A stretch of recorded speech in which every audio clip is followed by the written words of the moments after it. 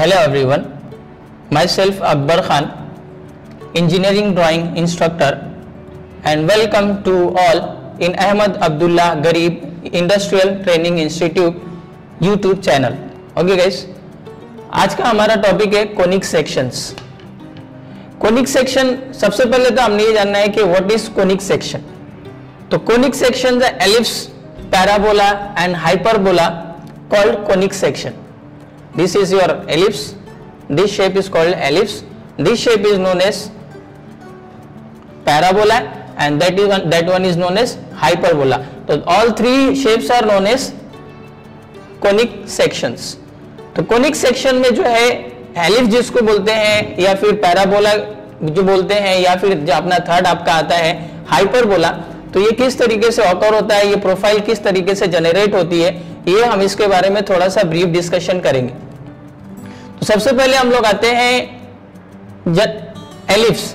तो ellipse actually किस तरीके से ऑकर होता है, ये प्रोफाइल किस तरीके से जनरेट होती है, उसके बारे में हम लोग डिस्कस करेंगे. तो आप देख रहे होंगे कि यहाँ पर आपका ये कोन शेप दिखा हुआ है, कोन शेप दिया हुआ है. जब कोन शेप को आप थ्रू जनरेटर्स, ये these two lines are called as generators.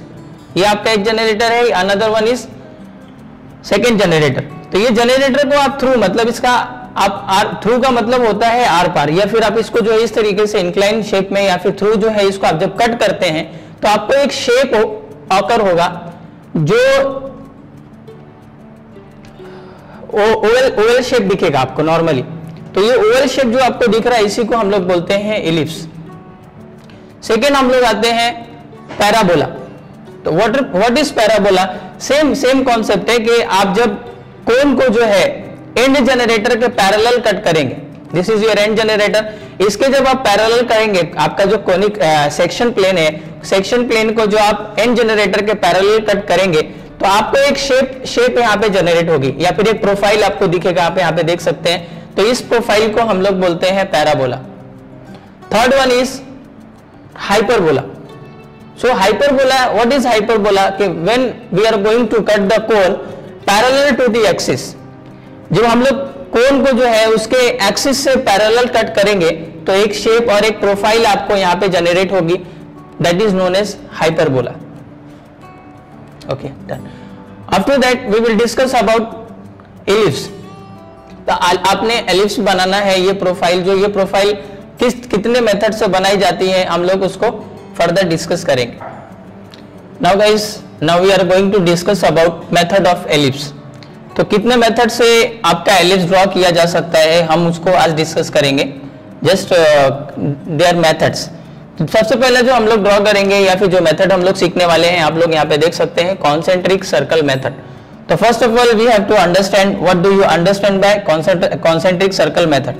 सबसे पहले हमको समझना है कि कॉन्सेंट्रिक एक्चुअली होता क्या है. तो कॉन्सेंट्रिक का मतलब होता है गाइस कि दो सर्कल जिनके सेंटर सेम हो उसको हम लोग बोलते हैं कॉन्सेंट्रिक सर्कल मेथड. उसके बाद से आपने जो सेकंड मेथड आप देख रहे हैं वो मेथड है आपका रेक्टेंगल मेथड. तो व्हाट इज रेक्टेंगल? रेक्टेंगल या फिर एक ऐसा शेप या साइज जिसके अपोजिट जो साइड्स होते हैं वो जो होते हैं पैरेलल टू ईच अदर. दोनों साइड, ये साइड इसके पैरेलल रहेगा और ये साइड ये इसके पैरेलल रहेगा. ये आपका रेक्टेंगल, एक दूसरे के पैरेलल, एज वेल इसके जो डायगोनल होंगे और डायगोनल मस्ट बी सेम. तो ये जो बॉक्स और ये जो शेप आप देख रहे हैं ये आपका होगा रेक्टेंगल. थर्ड वन है फोर सेंटर मेथड, जो आपका एलिप्स प्रोफाइल हम लोग ड्रॉ करेंगे थर्ड मेथड में. उसमें हमने डिस्कस करना है कि हम जो भी आपका प्रोफाइल ड्रॉ होगा या फिर जो भी आपका एलिप्स ड्रॉ होगा, एलिप्स प्रोफाइल, वो on the basis of four centre होगा.